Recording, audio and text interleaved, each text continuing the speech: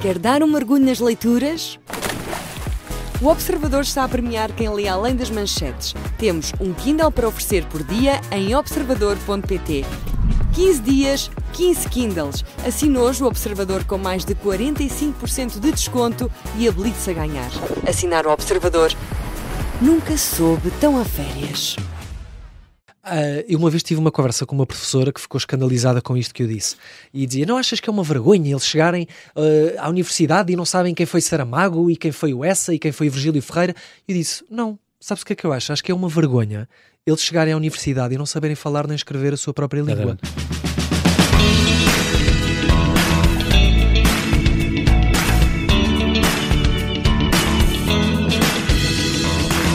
E depois de Francisco José Viegas, João Tordo ou José Rodrigues dos Santos, há mais um autor nacional que se estreia na escrita de policiais. Estreia é uma maneira de dizer que o primeiro data do pós-pandemia e de então para cá foram 5 livros em 5 anos. Lourenço Serui, escritor, ator e professor de expressão dramática, acaba de lançar Morte nas Caves, a sua estreia, isso sim, no catálogo da Porta Editora. Depois de filmes, séries, peças, novelas, anúncios e dobragens, eis que o Lisboeta se lança na escrita de Assassínios por Resolver.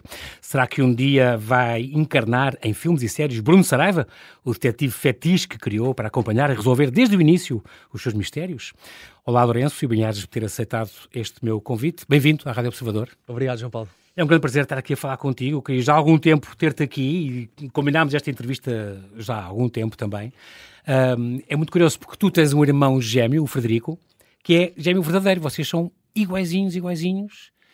E o que é mais importante, tem um sentido de humor também igualzinho, o que é muito bom. Sentido de humor muito negro e nós temos uma relação muito próxima. Hoje em dia é muito raro alguém confundir-nos. Nós hoje em dia estamos mais diferentes fisicamente, mas em miúdos ninguém nos distinguia. Depois a nossa mãe vestia-nos de igual, o que também não ajudava, mas é muito giro. Temos 32 anos e de facto continuamos com um vínculo super forte. E vocês, é muito engraçado porque é uma pergunta que se faz sempre aos gêmeos, já trocaram ou não de identidade? Eu lembro de uma história que uma vez contaste na escola, mas ainda eram novinhos, estavam no 7º ou no 8º ano. Sim, e nós por acaso podíamos ter aproveitado muito mais a nossa parecença e ter trocado muito mais vezes do que trocámos, mas houve uma vez que nós no 7º, 8º e 9º voltámos a estar na mesma turma e estávamos sentados ao lado um do outro, calhou na planta da sala, e não me perguntes porquê, naquele dia trocámos.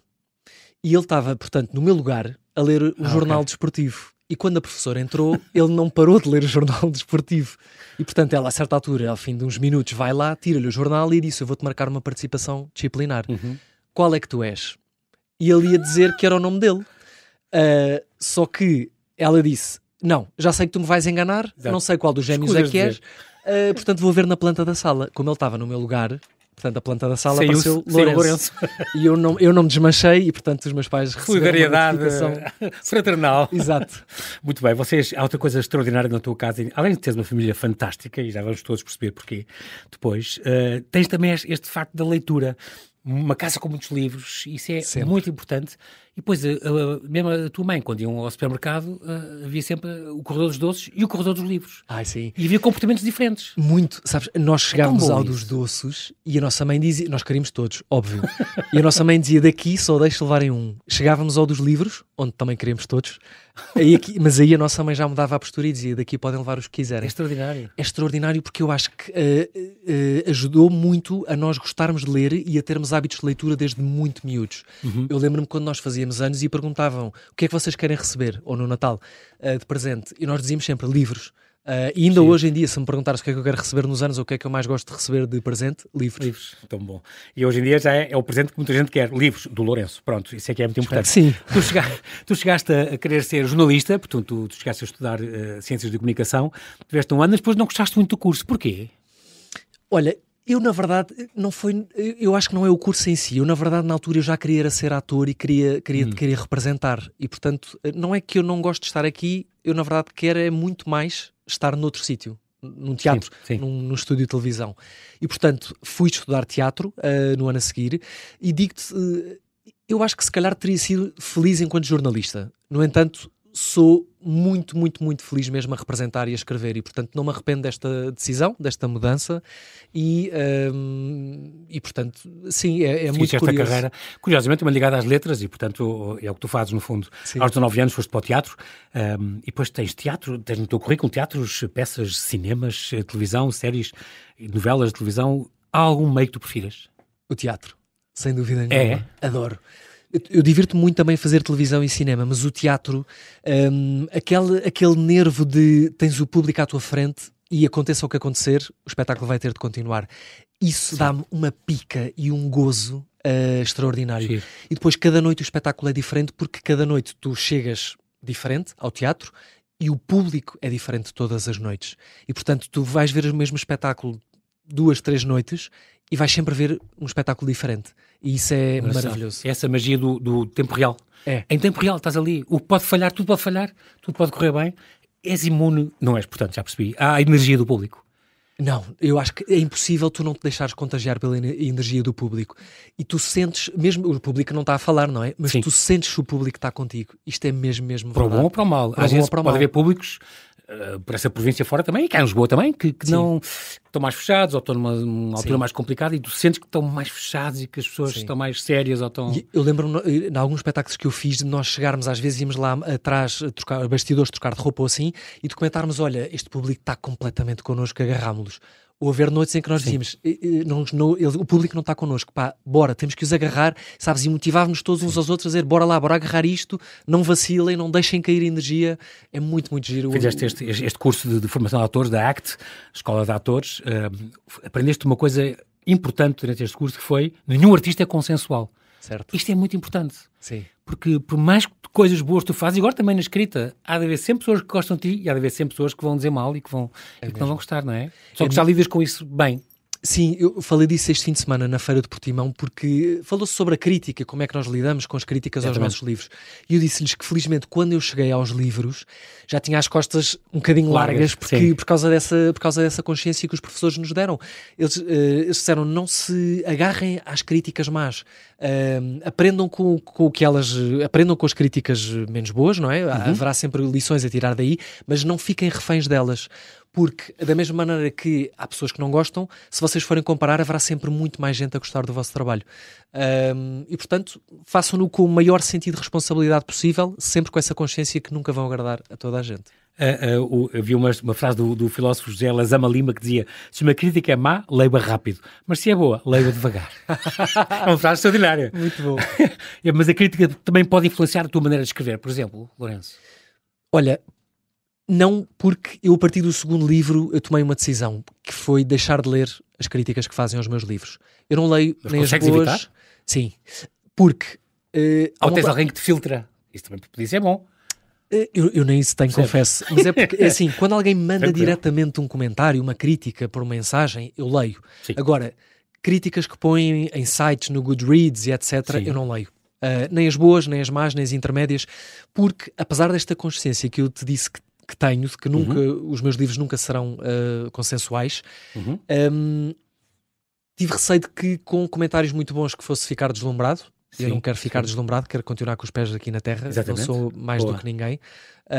Mas também não me quero deixar ir abaixo, porque há dias em que nós estamos mais vulneráveis. Claro. E, portanto, se calhar se ouvimos uma palavra menos boa sobre o nosso trabalho, deixamos-nos ir abaixo. Exatamente. E, portanto, acabo por não ler nada. Eu espero que isto não sou ingrato ou arrogante, mas lá está, quem me aborda diretamente, eu respondo, leio. As outras que estão por aí, algures por aí na internet, nos sites, etc. Tens muito que fazer, ainda bem. Workshops, foste fazendo mais formações. Estou a reparar, por exemplo, este workshop de interpretação, teatro, TV e dobragens, com o Rui de Sá. Ou este workshop de dobragens, também fizeste há uns anos. E este workshop de lutas cénicas com o David Chan. É isto é o quê? É mesmo para aprender cenas de pancadaria? Sim. Porque aquela coreografia das lutas? Das lutas, e deu-me muito jeito, porque já gravei muita coisa com lutas, e em que... Com o Diogo Infante, por exemplo, vocês tiveram quase a pancada nas pedreiras. Não, mas diz. Foi. E acabou por ser muito útil, porque houve dias de gravação em que não tínhamos lá um coordenador de luta. Sim. E, portanto, felizmente, eu disse, olha, eu estudei isso, e, portanto, consigo fazer isto de forma segura, sem nos magoarmos e com realismo, que é para o público acreditar que aquilo é mesmo a sério. O teu trabalho de ator influencia e ajuda a tua escrita, Lourenço? Sem dúvida. Olha, sobretudo na construção de personagens, Porque o trabalho do ator é também construir personagens e dar vida a outras vidas. E, portanto, houve uma consciência muito grande quando começo a escrever de o que é que eu preciso de fazer para construir uma personagem, aonde é que eu tenho que ir, o que é que eu tenho que informações é que eu tenho que ter. E depois a outra coisa onde eu acho que a minha influência de ator se vê na escrita dos diálogos. Sim. Eu sou super rigoroso. Porque eu também, é muito importante. Eu fiz uma escolha em relação aos diálogos, que eu quero que os diálogos sejam o mais naturalistas possíveis. Sim. Há quem faça diálogos mais literários e eu também acho que isso é válido. Mas eu, nos meus livros, quero que eles sejam credíveis e que quando as pessoas leiam, sintam que quase que se esquecem que estão a ler um livro e que parece que estão a ver pessoas a falar. E agora estou a pensar nisto no teu trabalho de ator, na construção dos personagens, e de facto eu sento-se que tu tens esse cuidado, não é só como eles falam, mas é como é que eles se movimentam, como é que os teus personagens, como é que o Bruno Saraiva se veste e com que voz fala, a roupa que ele usa. É muito engraçado que nota-se isso, é muito giro. Tu também já há uma década que és professor de expressão dramática em escolas, em colégios, em atividades extracurriculares, a crianças e adultos, inclusive este workshop de iniciação de teatro para adultos. Isto é uma coisa muito importante. Porque é que e continuas com isso e é uma coisa que não queres largar. Porque é que a expressão dramática é tão importante aprender, quer os miúdos pequenos, quer os adultos? Olha, porque trabalha a nossa confiança, a nossa autoestima e, além de estimular imenso a nossa criatividade. E a criatividade e o falar em público são duas ferramentas que são úteis a toda a gente. Independentemente da profissão que tu tenhas, do curso que tu tires, da área que tu sigas, são duas ferramentas que te vão ser úteis a vida toda. E é isto que eu digo na primeira aula aos meus alunos. O meu objetivo não é que vocês queiram ser atores. Se quiserem, maravilhoso. Mas o mais importante é que vocês saiam daqui com confiança e ferramentas para estarem à vontade em público, para conseguirem recorrer à vossa criatividade em qualquer situação da vossa vida. E portanto, digo que sou muito feliz a dar aulas e é muito útil para mim enquanto ator. E tu orientas também as formações de team building para empresas, este teatro em equipa. Teatro em equipa é uma empresa? Sim, é uma marca, ou seja, eu senti necessidade empresas de criar uma... queiram, isto é fundado por ti? Foi fundado por mim. Então as pessoas que queiram, empresas que queiram pegar nisto, eu sei que estiveste agora da Johnson & Johnson, por exemplo, ou vai estar, empresas que queiram vão a um site chamado Teatro em Equipa. Teatroemequipa.pt, também estou no Instagram.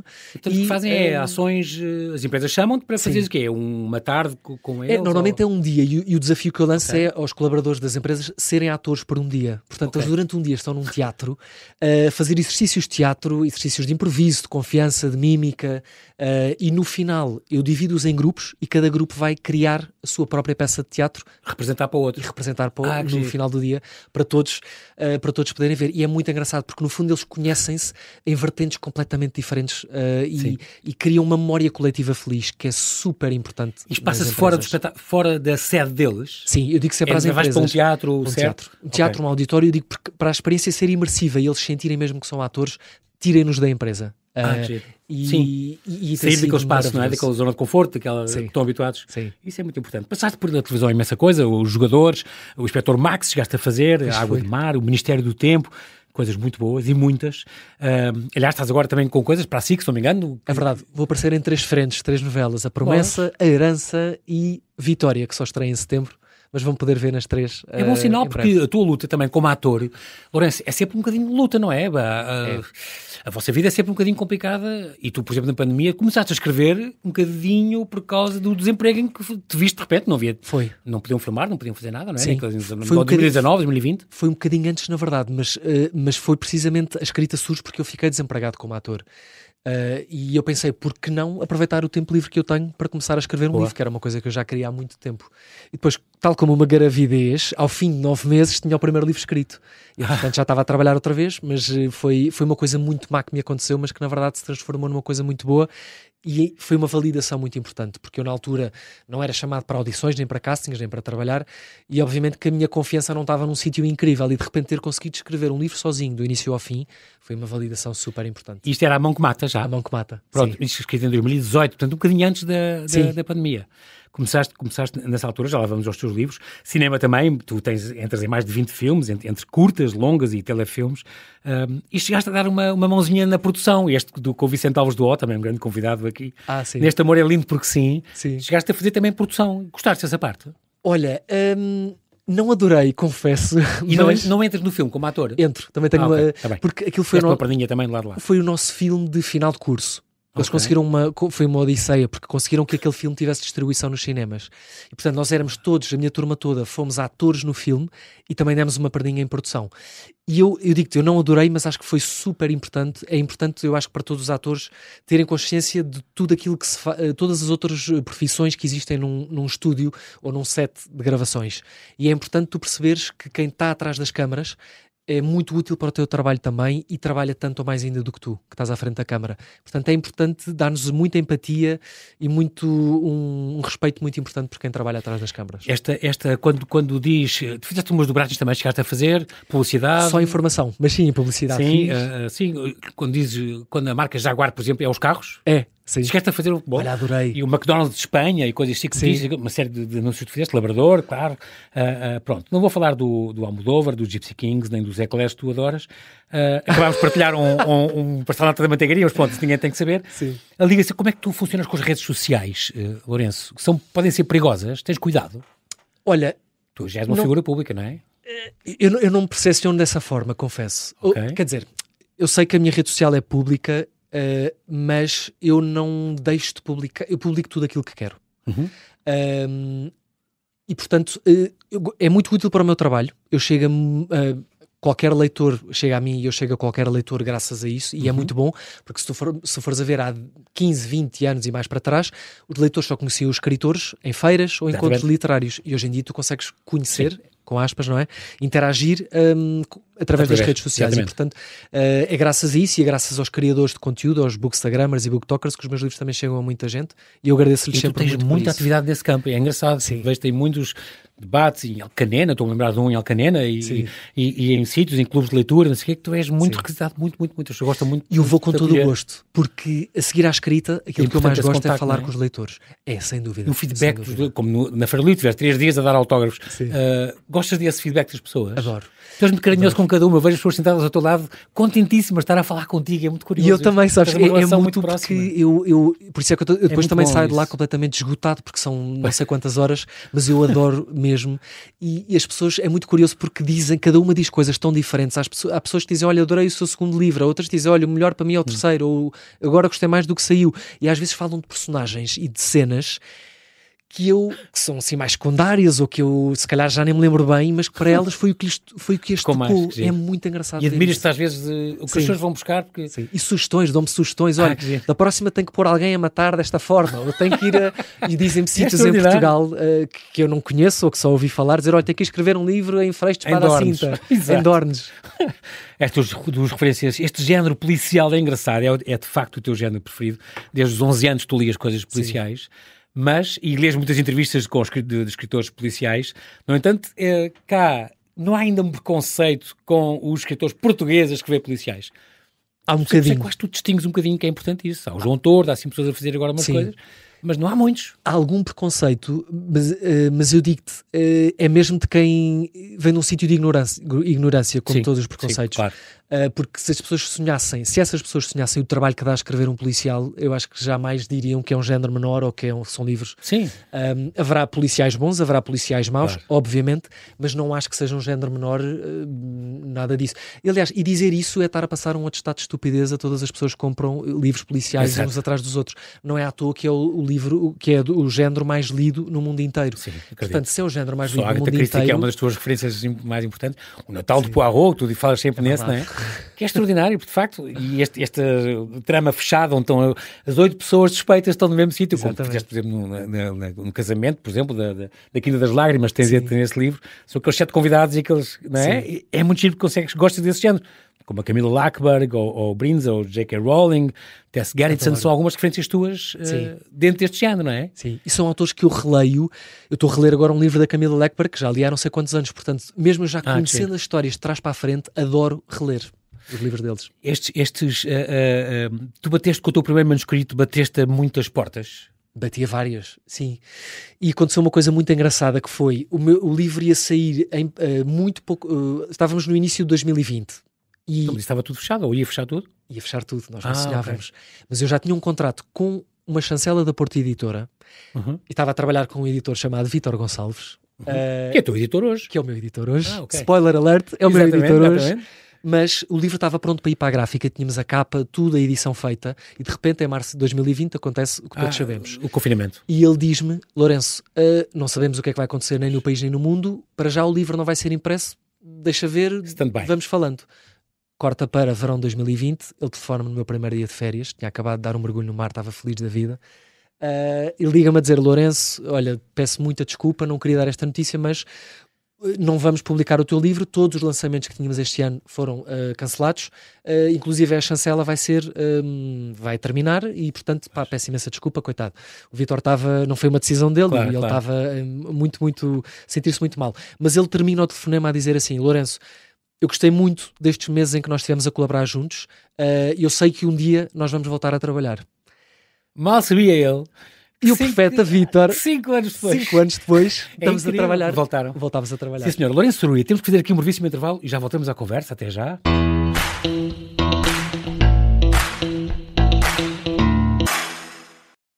Estou a dizer isto porque é verdade. Porque ele fez ao Godinho, mas também por me ter humilhado a mim, ao Rafa e a todos os gajos que ele obriga a fazer as cenas mais maradas à frente de toda a gente só para mostrar que tem poder. O Zé Faz 25 é um podcast de ficção para ouvir em 8 episódios. Uma coprodução com a Ioto Vadio e Observador.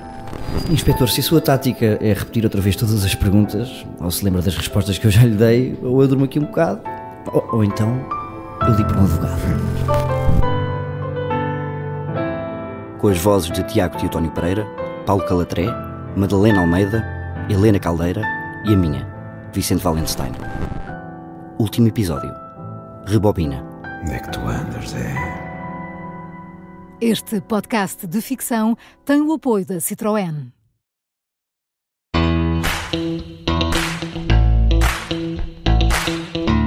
Estamos a conversar com o escritor, ator e professor de expressão dramática Lourenço Serúia. Ele acaba de lançar Morte nas Caves, o seu quinto policial em 5 anos e a sua estreia no catálogo da Porto Editora. É muito curioso porque o apelo da escrita vem desde pequenino, como tu dizias, desde sempre querias de facto publicar, Lourenço, e costumam dizer que tu dizias... adorava ler os livros que já li, com 7, 8 anos, 9, 10, 7 ou 8 anos, já lias estes Enid Blyton e Uma Aventura e este género de coisa, o Triângulo J, mas os livros não caíam do céu. É verdade. Um dia percebeste, não, alguém teve o trabalho de estar a escrever isto, portanto, eu quero fazer isto. Sim, foi nessa altura que quando eu ganhei essa consciência, que a ideia de eu criar uma história e poder escrevê-la assumiu-se como uma possibilidade absolutamente fascinante e apaixonante. E eu, depois, quando cresço e percebo, ok, escrever um livro deve dar muito trabalho, eu acho que nunca vou conseguir. E de repente cresço mais um bocadinho e penso, bem, se calhar vou conseguir, mas lá para as 60 e tal, quando tiver reformado e quando tiver vivido alguma coisa. E de repente, eis que aos 25, comecei a escrever o primeiro livro e ele foi publicado quando eu tinha 28, portanto, digo-te que foi muito surpreendente para mim. Ainda agora, quando olho para trás, não passaram 100 anos, nem 50, não é? Exato. Mas pronto, quando olho para trás, ainda sabes, ainda penso, mas isto aconteceu mesmo? De repente já vamos no quinto livro. É um sonho concretizado. Sim. Comoves-te quando vês os teus livros nos tops das livrarias, vais à FNAC, vais à Libertran, estas livrarias, e vês os teus livros à frente e... O que é que tu sentes? É assim, mexe comigo, obviamente. Fico super feliz porque é óbvio que quando eu escrevo um livro é para ele ser lido, eu quero que ele seja lido pelo maior número de pessoas possíveis. Claro. Eu não escrevo livros para eles ficarem nas gavetas ou nas estantes a apanharem pó. E portanto fico super feliz por ver que eles repetidamente continuam a ir para tops de vendas, porque significa que as pessoas gostam, continuam a gostar. E há cada vez mais pessoas e portanto é ótimo que tu sentires que o teu trabalho agrada. Eu fico super feliz e digo-te, espero que os leitores continuem a sentir que os meus livros são boa companhia, é mesmo o meu objetivo. Já apanhaste pessoas na rua ou assim, ou num transporte, ou assim, com os teus livros na mão? Olha, por acaso nunca aconteceu. Ou não estás assim atento a isso? Ou... Porque tu agora estás muito atento, tu dizes, por causa das redes sociais, e a pergunta que te fiz há bocado, tu dizes, eu noto muito hoje em dia, gosto de ficar a olhar as pessoas e ver como é que elas se mexem, como é que elas andam, como é que elas falam, tomas notas no telemóvel e... Muitas. Isso é engraçado. Mas portanto, as pessoas podem estar a ler o teu, se leres e se forem ter contigo e se reconhecerem, sem ser só na feira do livro. Isso já aconteceu. Sim, foi muito giro. Olha, até em discotecas, sabes que foi meio... Não foi a coisa mais agradável do mundo, porque eu não estava à espera propriamente de ter que fazer conversa sobre livros às 4 da manhã no Lux e noutros sítios, mas pronto. Mas foi divertido porque as pessoas vieram assim um bocadinho a medo e houve um que disse assim, estava-me a tratar por você e eu disse, trata-me por tu, por favor, até porque devemos ter a mesma idade. Mas ele disse, fico muito admirado, não pensei que os escritores saíssem à noite. Tivesse uma vida noturna e uma E vida eu disse, mas social. por que não? E ele disse, a minha ideia é que os escritores são todos velhos e que estão em casa e que esta hora estão a escrever os livros. E eu disse, olha, não, eu acordo de manhã cedo, eu gosto de escrever de manhã cedo e gosto muito de sair à noite também. Foi também importante teres bons professores de português? Super.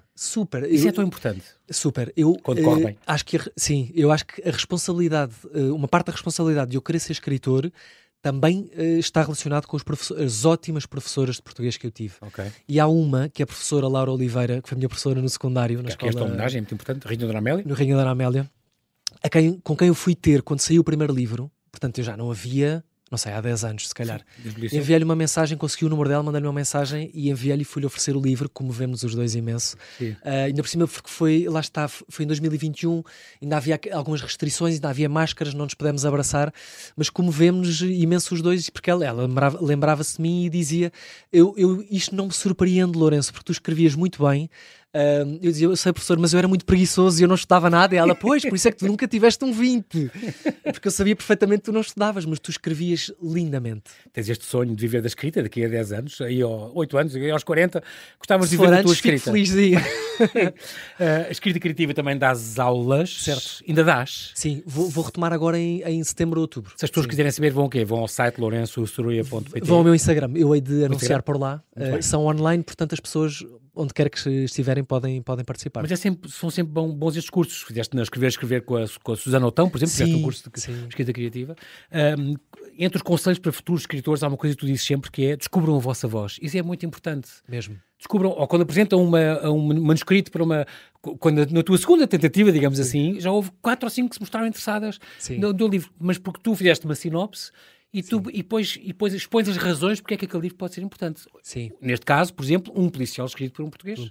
Ou passado em Portugal, também é. Que era uma coisa que não tinhas praticamente. E os teus livros são marcados por isso, não é? Escolhes o cenário e vais lá e inspiras-te, como foi a Quinta das Lágrimas, ou como agora as Caves de Porto Ferreira, ou não é?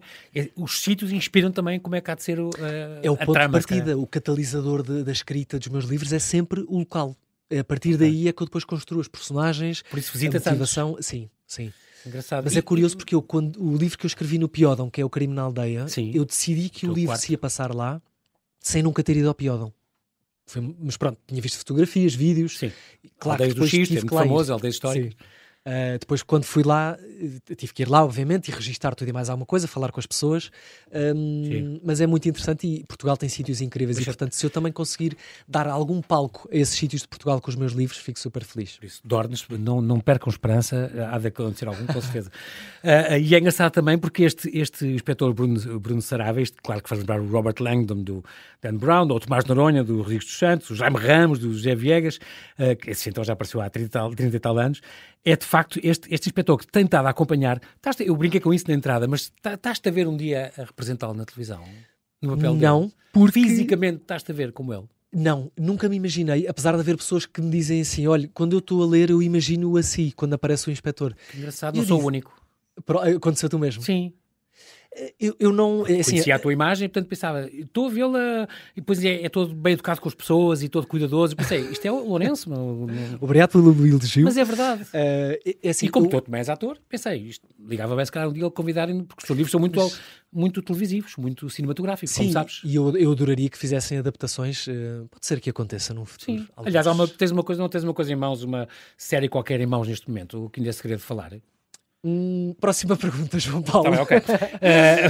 Mas isto só dizer que eu nunca me imaginei a interpretá-lo, também porque há um ator, desde o primeiro livro, que a meio da escrita, eu a certa altura, estava a ver uma novela e aparece esse ator. Eu não vou dizer quem é, porque pronto. Mas pronto, esse ator aparece e eu de repente olhei e disse, és tu. Viste a pessoa que seria a pessoa certa. E, portanto, e que visualizas como... Sim, e eu espero mesmo, quando acontecer, que seja aceite, ele... eu já lhe disse, ele já sabe. Mas pronto, gostava muito. Ele também gostava? Ele também gostava, sim. Que giro. E eu digo-te, eu gostaria de fazer parte, por exemplo, da escrita do argumento, da adaptação, o guionista, isso eu gostava. Fazer direção de atores, isso adoraria. Mas tu fazes expressão dramática, fazes televisão, fazes teatro. Sim. Só faz sentido convidarem-te. E há outra coisa engraçada que tu dizes que é, eu não escrevo livros sobre serial killers, porque acho interessante aquele pormenor de qualquer um pode ser assassino. Podes dar um vibe e matarmos alguém. Isto pode acontecer. Eu parto e por isso não princípio... queres ver pessoas terem os estereótipos de o serial killer. Não. Claro que aquele é o óbvio. Tu dás-nos a volta. A mim também me deste. Quando Foi? li tu... Sim. Yes! Achei que eram 4 suspeitos até chegar ao final que ninguém estava à espera. Pronto. Sim, sabes que eu parto sempre do princípio de que todos os seres humanos têm a capacidade de matar. Felizmente, a maior parte de nós só o fará numa situação absolutamente extrema, em autodefesa, para proteger um filho, etc. E, portanto, faço com que os assassinos dos meus livros sejam pessoas, com aspas, não é? Normais. Sim. Pessoas, podia ser eu, podia ser tu. Exatamente. Há só um livro que eu acho que é uma personagem que não é um serial killer, mas que foge um bocadinho mais a uma certa normalidade. Mas não vou dizer qual é, para não comprometer a leitura. Mas também é bom que de vez em quando, de um livro para o outro, tenhas essas que haja uma mutação. variações. Claro, Pronto, para ser sempre, acho que é já sei que é sempre igual. Escrita muito bem, tu és muito simples a escrever, a tua escrita é muito fluida, não és muito gráfico, que é muito bom. Tens estes plot twists que são engraçados, porque tu escolhes estas reviravoltas, mas que têm que ser credíveis. Portanto, eu reparei que escrevias com esse cuidado. Não é tantos plot twists que a coisa fica impossível. Isto é o inventado. Sim. Já estamos de pé atrás à espera que seja tudo mentira. Mas são credíveis e, portanto... mas também, se forem muitas, também a pessoa perde interesse. Isto não é fácil de conseguir. Há aí um equilíbrio que tu tens que trabalhar muito e consegues. Eu acho que consegues. Obrigado mais uma vez. E olha, faço um esforço grande porque, apesar de serem obras de ficção, eu gosto que haja um grande grau de verosimilhança e de credibilidade. Que as pessoas, enquanto estiverem a ler, que sintam que aquilo, quase que se descolam de que aquilo é uma história e acreditam que aquilo aconteceu mesmo. E, portanto, gosto que haja plot twist, porque também isto surpreende os leitores e acho que faz parte do processo de leitura e quando as pessoas leem policiais estão à espera disso. Exatamente. Mas é como tu disseste, não podem ser demasiados, que senão deixa de ser verosímil. Exatamente. Tens uma amiga inspetora da Judiciária, já sei, e um médico legista que também te ajuda nestes pormenores, não é? Tens que recorrer a eles quando há muita coisa que felizmente não está na internet e portanto eles são as minhas fontes de informação oficiais e agradeço-lhes muito à Carolina e ao Ricardo porque são de uma generosidade enorme. Eu sou muito chato às vezes com as perguntas que faço, são muito picuinhas e eles às vezes eu acho que devem pensar, mas para que é que ele quer saber disto? Qual é o interesse? Mas eu sinto que enquanto autor eu tenho que dominar toda a informação. Ela se calhar não vai toda para o livro. Se calhar não vai toda para o livro porque acho que também depois ficaria aborrecido. Mas eu enquanto autor sinto que preciso estar na posse de todas as informações. Este teu primeiro livro, A Mão que Mata, já saiu há 4 anos, foi a tua estreia, de facto, na literatura policial, escrito na pré-pandemia. Alguém está disposto a tudo para esconder um terrível segredo, tem a ver com, passa-se em Sintra, numa quinta, esta família Ávila, o Bruno Saraiva é chamado então para investigar este morto que aparece, há de haver um segundo cadáver e tal, um terrível segredo na família. O teu processo de edição com os editores dos teus livros é complicado, eles cortam muito e orientam muito a escrita, ou já entregas tudo, o produto quase final? É quase final. Tenho que dizer, pondo a modéstia toda de lado, que as pessoas que trabalham e trabalharam os meus livros nunca me cortaram texto. Ou seja, nunca me disseram, olha, Lourenço, temos que cortar 10.000 palavras, ou temos que cortar X capítulos. Quer dizer que já tens cuidado com isso e não és muito palavroso. Pronto. Sim. Desta à parte acho que consigo acertar logo à primeira, sou um escritor económico, eu acho. Escreves um por ano, é este teu desejo e tens cumprido. Quando terminas um livro, qual é a sensação mais importante? É alívio, é júbilo, é cansaço, é o quê? É isso tudo. mas é uma alegria enorme porque há sempre momentos em que tu estás um bocadinho à luta com o livro e com a história, que parece que tu pensas, mas parece que esta história não quer ser escrita e isto nunca mais acaba. Há uma resistência? Sim, são muito poucos dias, ou seja, se eu puser isso na balança é uma percentagem muito pequena, porque a maior parte dos dias são muito dias de escrita, são muito prazerosos, mas é uma alegria e um orgulho enorme. Sentiste a pressão do segundo livro, depois do primeiro e do grande sucesso que teve? Não, mas eu sou um bocadinho inconsciente, portanto eu se calhar não sou exemplo. Eu não sei, e digo-te, eu continuo a não sentir. No outro dia perguntaram-me isso, 5 livros, sente cada vez mais pressão das pessoas, e eu disse o mesmo, eu se calhar sou inconsciente, mas eu não sinto pressão absolutamente nenhuma. Continuo a escrever com uma serenidade. E com muito prazer. Não és daqueles esforçadíssimos que sai, cada página sai. Qual é a tua velocidade de escrita? Todos os dias te sentas, és muito metódico nisso, és muito autodisciplinado, isso és. Sim. E confesso que, apesar de eu adorar escrever, nem todos os dias me apetece sentar ao computador a escrever, mas eu, nas fases de escrita, eu escrevo todos os dias praticamente. O máximo posso deixar é 1 dia ou 2 sem pegar no livro. Sim. O máximo dos máximos. Tu lês outros livros quando estás a escrever os teus? Leio muito pouco quando estou a Há escrever. quem não consiga, por não me influenciar e tal. Sim. Muito bem. Portanto, e tens alguma hora preferida que gostas de escrever? Só de manhãzinha? Ou... Apesar de eu odiar acordar cedo, eu adoro escrever de manhã. É quando eu sou mais produtivo. Okay. Não sou escritor da noite, notívago, boémio. Lá está, à noite estou nas discotecas, estou a sair à noite, por isso é que não posso estar a escrever. Precisas de isolamento para escrever? Ou escreves em silêncio? Preciso de silêncio e se conseguir ter isolamento, melhor ainda. Preciso mesmo disso. Para mim seria impensável escrever para um café, para uma esplanada. Preciso mesmo de concentração. Crime na Quinta das Lágrimas saiu em 2023. O sangue volta a manchar as águas da fonte. Aqui vi uma crítica a um leitor que dizia: suspeitas de toda a gente e mais alguma, e mesmo assim ele surpreende no fim. Eu adorei isto. Sei que tu tens um telemóvel onde vais tomando as notinhas, anotas tudo e mais alguma coisa. O George Orwell é que dizia que para alguém escrever há 4 razões. O puro egoísmo, querer que se fale de si. O entusiasmo estético, uma motivação meio débil, como ele diria. O impulso histórico, que quer deixar um legado. Ou então um propósito político, quer alertar ou quer mudar o mundo. Nestas 4 razões, tu encaixas-te em alguma? Eu acho que é nenhuma. É a opção. Olha, é a opção. Razão, a quinta opção. Escrever porque? Escreve porque? Olha, bem, nunca fiquei. Grande pergunta. Primeiro, porque me dá um prazer enorme. Ok. Eu acho, é a minha resposta óbvia e imediata, porque. Grande resposta. Como te disse, eu retiro imenso prazer da construção de personagens, da construção de histórias. E depois torna-se uma necessidade, porque as ideias, as personagens estão todas aqui dentro da minha cabeça e há uma necessidade de as exteriorizar, de as trazer cá para fora. E portanto, acho que são essas as 2 razões. E depois, a certa altura, quando percebi que os meus livros agradavam às pessoas, aí há uma parte também de querer continuar a proporcionar essas boas sensações, boas emoções, boas leituras às pessoas. Há uma coisa também que tu costumas dizer, que é a propósito do ensino de português, que de facto deviam-se mudar os planos dos livros na disciplina de português, não é? Ou do PNL. Sim. Era importante que os miúdos põem-se a ler. É importante saber os clássicos e saber que existem, mas não atrai para a leitura só ler. Nós perdemos os miúdos, nós perdemos os miúdos para a leitura. Queremos suscitar o direito, a vontade de ler. É isso que eu estou a dizer. Não é que não se saiba. Sim, é uma questão cultural importante. Certo. Mas de facto iam pôr livros mais atuais e mais absolutamente. E com a linguagem mais próxima da deles, porque é óbvio que os miúdos leem um Memorial do Convento, leem uns Maias, leem... e atenção, eu adoro essa de Queiroz e já li todos os livros dele e adoro, mas acho que não são nem isso, nem o Memorial do Convento, dando estes 2 exemplos, não são livros adequados para aquela idade, porque os miúdos não se conseguem ligar àquilo que estão a ler, não percebem metade do que estão a ler. E portanto, eu uma vez tive uma conversa com uma professora que ficou escandalizada com isto que eu disse, e dizia: não achas que é uma vergonha eles chegarem à universidade e não sabem quem foi Saramago e quem foi o Essa e quem foi o Virgílio Ferreira?